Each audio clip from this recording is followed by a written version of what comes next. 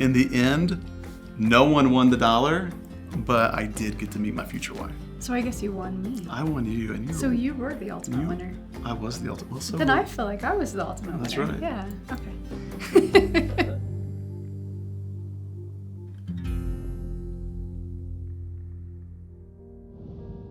We knew we weren't dealing with conflict in the proper way.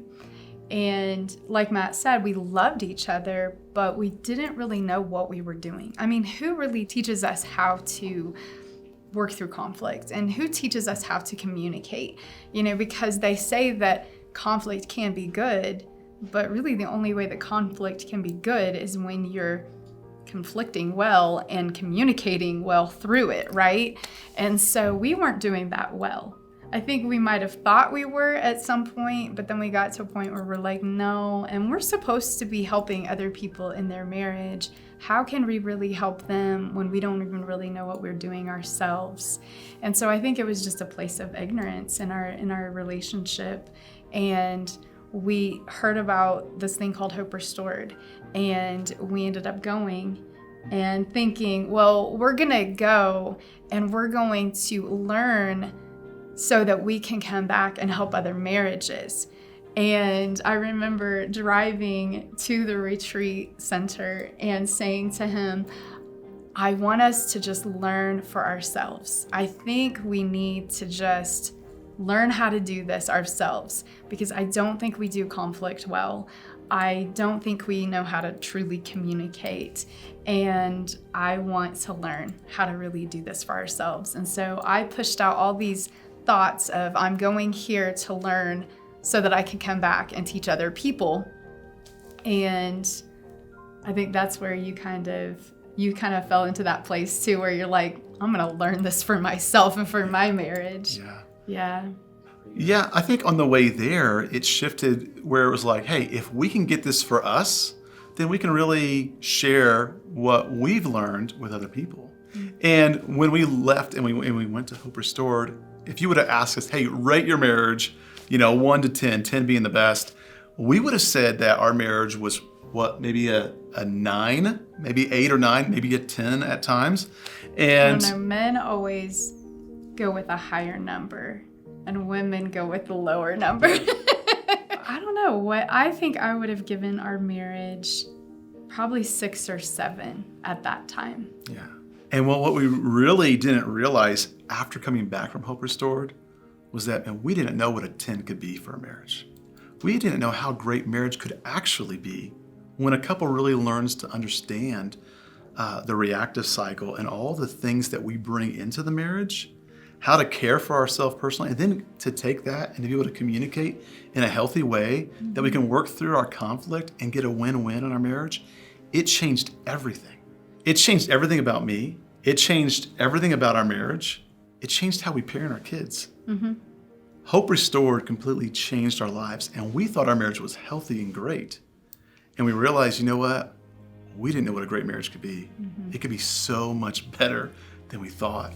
And so we're so grateful for Hope Restored. We're grateful for the therapists who work with us and for our time there. The 2 most pivotal times in my life, life-changing moments, was March 20th, 1998, when I met Jesus. And the next one was August 2012, when we attended Hope Restored. And that right there was the second most life-changing event in my entire life. I'm truly grateful for what we experienced there and how it's changed us to help me be a better husband, to care for myself so I can love my wife the way I need to love my wife, but also I can care for myself so I don't hurt my wife through my words and things like that, but also with my kids. So that I also realize, hey, I need to go take care of myself so I don't maybe jump onto my children or say something in a tone or a way that may be hurtful to them. And so it just changed everything. Mm-hmm. It helped us grow on an emotional level that we had never known before. I think that we thought we had connected emotionally, but after going to Hope Restored, it changed our perspective of how to truly connect emotionally. And that changed everything. I mean, that was a game changer for us. It was another pastor from our church who told us about Hope Restored, and that him and his wife went, a couple years prior to that, and how it just changed everything about their marriage. And he said, the same thing. We brought these tools back, and we've been able to talk with couples about what we shared, to show them what we learned. And it's been a blessing for other couples. And he encouraged us, hey, if I was a marriage pastor and I was going to do anything, I would go to Hope Restored. And I looked it up online, read a little bit about it, was really excited. And we called in and to ask, hey, availability, when the next one was available, and the steps we needed to take. And just met with such love on the other end, such care, that the person on the other end of the phone really valued us as a marriage, but also as individuals, and wanted to be there for us as far as helping us take that next step so that we could be there for Hope Restored. And so we were met with such kindness, such love. So when we got there, there was a host couple who was attending to us and asking us what we needed. In fact, I remember the wife of this host couple came to me and she said, if you need anything, any hour of the day, any hour of the night, I'm here. And I think she ran to Walgreens for me at like 12 o'clock at night. And it was so cool how there was someone there to attend to me. And I'm a mom. I have 3 boys, so I'm always attending to them. I'm always the person in the home taking care of others. And so it was nice to go away and have somebody taking care of me. And then I was free to go into sessions and be able to express myself and let my guard down and be free and know that I was in a safe place with safe people. And I think with that, all of our needs are being provided. We don't have to think about anything but our marriage. Just like, man, I just love this place. I don't want to leave. And we just enjoyed our time, working through things with our marriage, which in itself is difficult and grueling at times. But man, when you get the wins in the room, and then you come out and it's like, there's all this there that's, hey, this is for you. And very rarely as an adult do people cater to you. And that was just the coolest part. And we still have friends to this day that we met at the Hope Restored Week, and we connect with them. Other couples who are going through challenges and difficulties, meeting new strangers and kind of, who are these people? Now we're lifelong friends with. Just another thing just adds to the experience there. It was an amazing experience.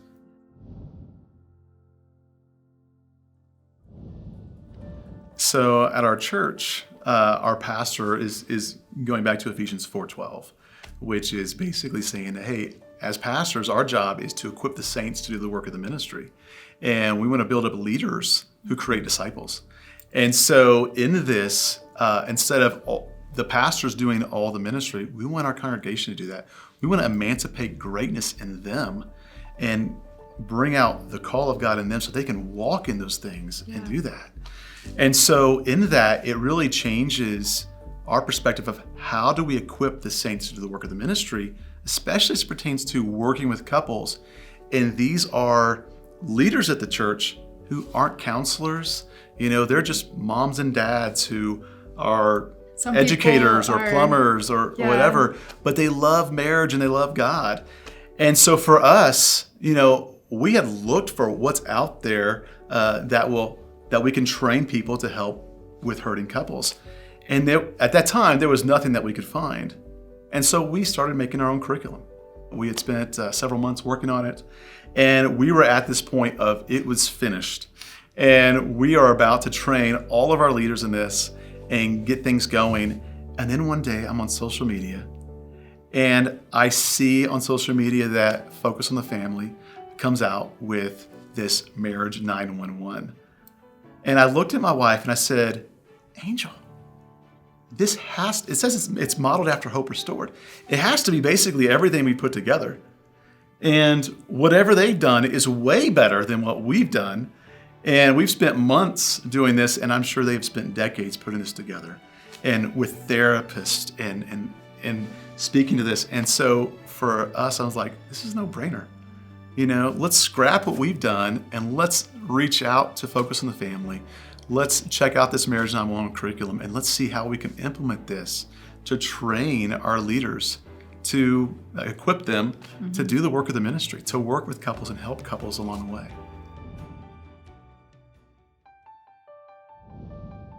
So we are taking the Marriage 911 curriculum and we're putting it into groups so that our volunteers at our church can take other couples through it, because our church is a large church. And so to take one couple through it and then take another couple through it, it would take a long time. And so therefore we want to kind of group them together and do this.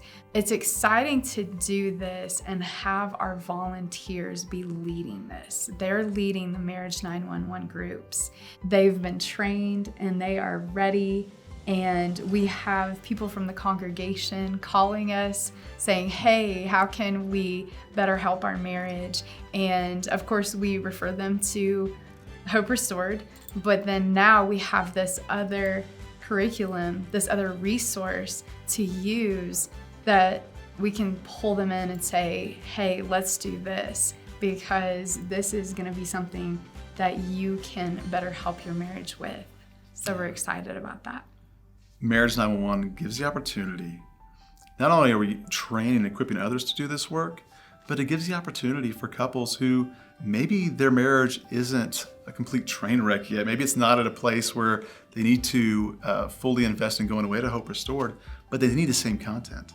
They need these tools, these principles to understand more about themselves and to know their reactive cycle and how to bring the care cycle in and take care of themselves, how to communicate through that and work towards a win-win. I think those tools are so needed for every marriage, for every couple. And so it really gives the opportunity for this message to get out to others so that we can get this in the hands of other couples so that they can start having healthy marriages. They can start doing these things well.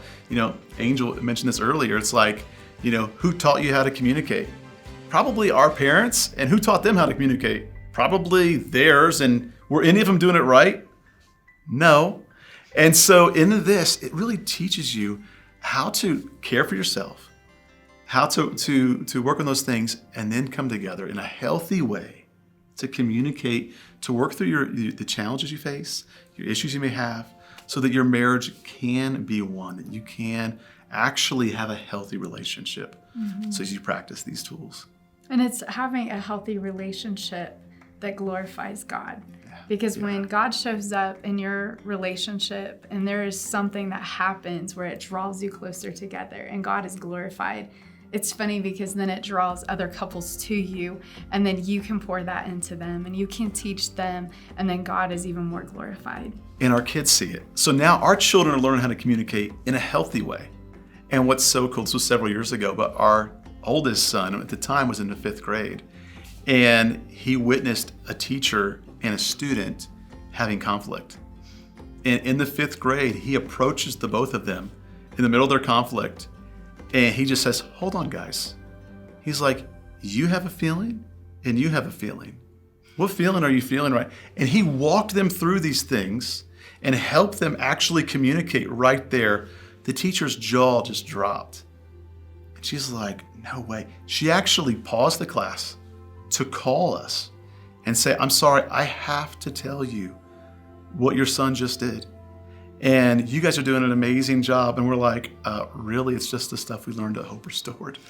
And it's us learning how to communicate, that our children are picking up on that. And what's so beautiful about it is our kids are now going to go into their marriage understanding a better idea how to communicate, understanding their own pains, and how to take moments to take time out to work on themselves and to attend to their hearts in a better way so they can be a healthier version of who they are. Exactly. What is really cool about where we stand today in our position is we look back at our lives, and we both come from divorced homes. We both come from brokenness, and we look at ourselves now and say, we do what we do, and God has called us to do this because of what we've gone through. So it's really kind of our woundedness from our past that has given us a passion to do what we do. And it's to help other people, and it's to save marriages and really save families. Yeah, absolutely. Yeah.